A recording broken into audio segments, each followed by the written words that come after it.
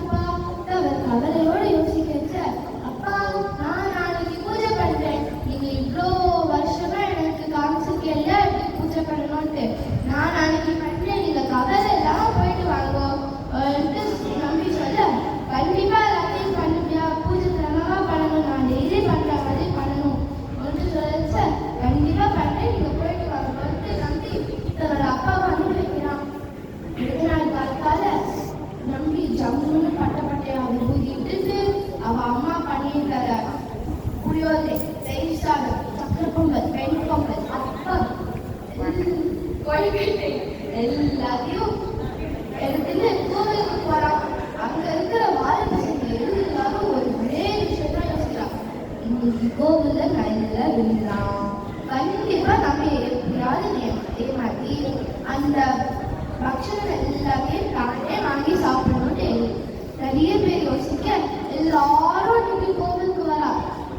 நம்பி கரெக்டா அபிஷேகம் அலங்காரம் அர்ச்சனை எல்லாம் பண்ணி தாண்ட நெய்வேலியத்துக்கு வர டைம் போது தரைய போட்டு எல்லாத்தையும் அரேஞ்ச் பண்ணி பிள்ளையார் முன்னாடி கையை குப்பின்னு நிற்கிறான். இல்லைன்னா நம்ம பண்ற நெய்வேலியத்துக்கும் மகாபுருஷர்கள் பண்ற நெய்வேலியத்துக்கும் உள்ள டிஃபரன்ஸ். எங்க அப்பா நிறைய பூஜை பண்ணி நான் பார்த்துருக்கேன். ஒவ்வொரு பூஜையிலையும் நைவேத்தியம் பண்ணச்ச பிராணாய ஸ்வாஹா அபானாய ஸ்வாஹான்னு சொல்லி நைவேத்தியம் பண்ணுவார். சாப்பிட்ற பாட்டெல்லாம் நம்ம தான் பண்ணுவோம். ஆனால் நம்பி என்ன யோசிச்சுருக்கான், நிஜமாவே பிள்ளையார் வருவார், அதனால தான் நிறைய போடணும்னு யோசிச்சுட்டு கையை கூப்பிட்டு பிள்ளையாரே தயவு செஞ்சு வந்துருக்கோ சொல்றான். பிள்ளையார் வர மாட்டாரு அவனுக்கு தெரியல. வரலன்னு உடனே அவன் பயந்துடுறான். அவனுக்கு என்ன பயம், அவன் அப்பா அவ்வளோ தடவை அவனுக்கு படிச்சு படிச்சு படிச்சு படிச்சு இதெல்லாம் கிரமமா பண்ணணும், இந்த மந்திரம்ல இந்த டைம்ல சொல்லணும், அவ்வளோ தடவை ரிவிஷன் கொடுத்துருக்காவும் அவன் வந்து பூஜை பண்ணச்சா மறந்துடானோ, இதையாவது ஏதாவது தவறு பண்ணிட்டானோன்னு அவன் பயந்து பிள்ளையாரே என்ன தவறு பண்ணாலும் மன்னிச்சிருக்கோம், நான் இன்னும் சின்ன பிள்ளை தான், தயவு செஞ்சு வந்திருக்கோம் விட்டு கெஞ்சிடும் கதறான் முட்டுறான் மூடுறான். ஆனா பிள்ளையார் வரல. அழுதுண்டே பாடுறான், வல்லப கணபதியே வந்திடுவாய், வல்லப கணபதியே வந்திடுவாய், வந்தனை வேண்டுகொண்டு தந்திடுவாய், மகா வல்லப கணபதியே வந்திடுவாய்.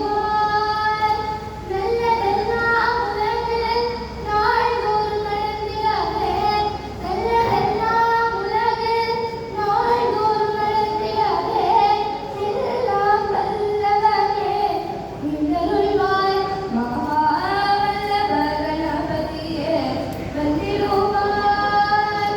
ஆதித்தன் சோமன் அங்காரகன் புதன் குரு சுக்கிரன் சனி நிச்சயம் ராகு கேது என்ற ஆதித்தன் சோமன் அங்காரகன் புதன் குரு சுக்கிரன் சனி நிச்சயம் ராகு கேது என்ற எல்லா கிரகங்களும் நல்ல அருள் செய்ய பொல்லா பிள்ளையாரை போட்டு வந்தேன்.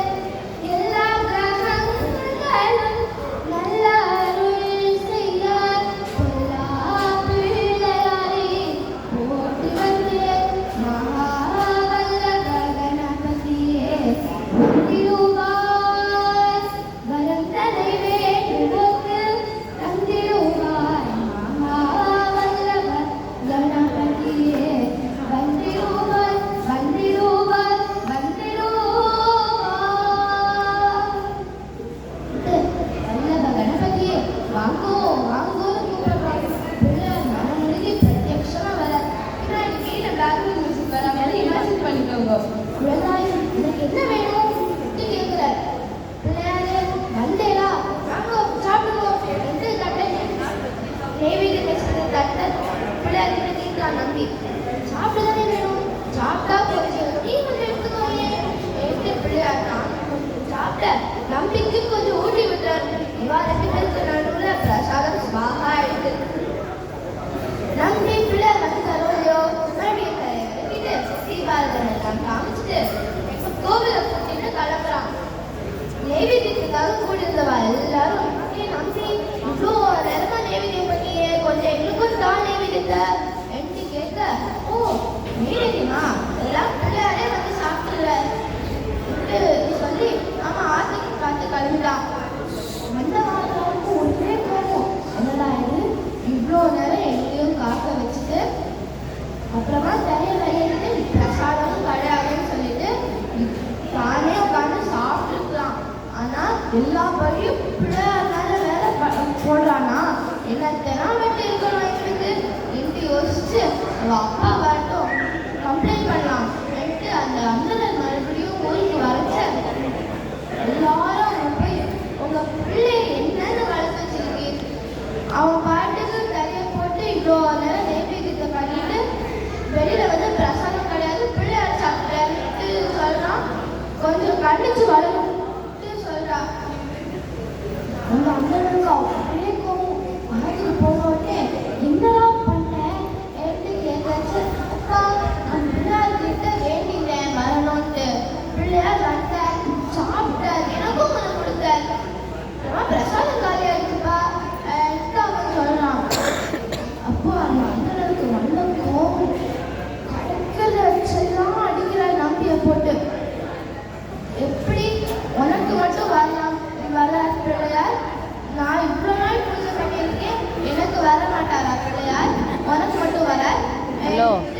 தான் தெரியும், மாமி தெரியும், பெரியமாக்கு தெரியாது.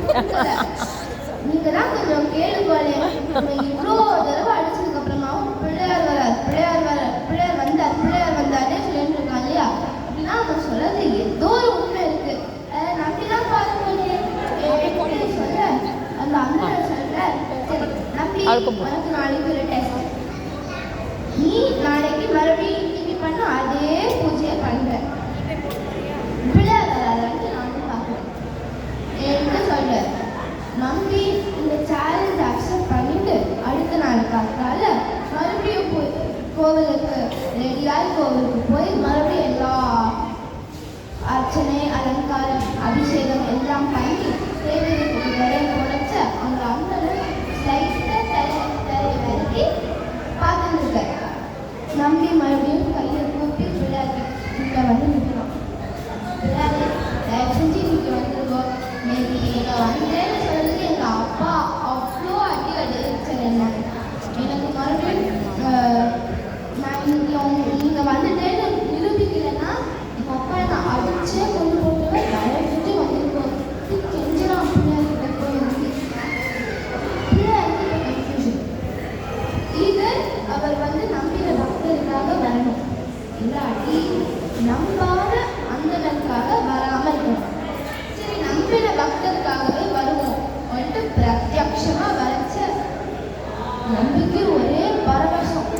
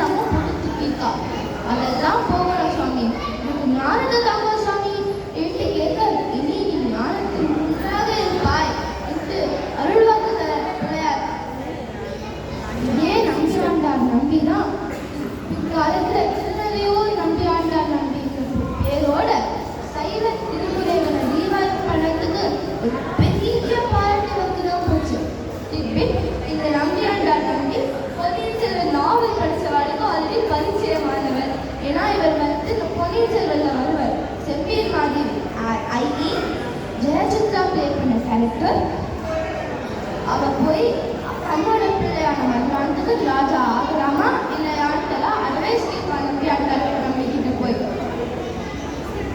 நம்பியோட சரித்திரத்திலேருந்து நமக்கு என்ன தெரிய வருதுன்னா, ஒரு கொம்பு, இது செவிகள், 3 கண்கள், 4 தோள்கள், 5 கரங்கள், 6 எழுத்துக்கள் கொண்ட விக்னேஸ்வரர் நம்ம நம்பினா 8 திக்கு புகழும் நவநிதிகளும் நம்மை அழைப்பதில் ஐயமில்லை. மங்களம்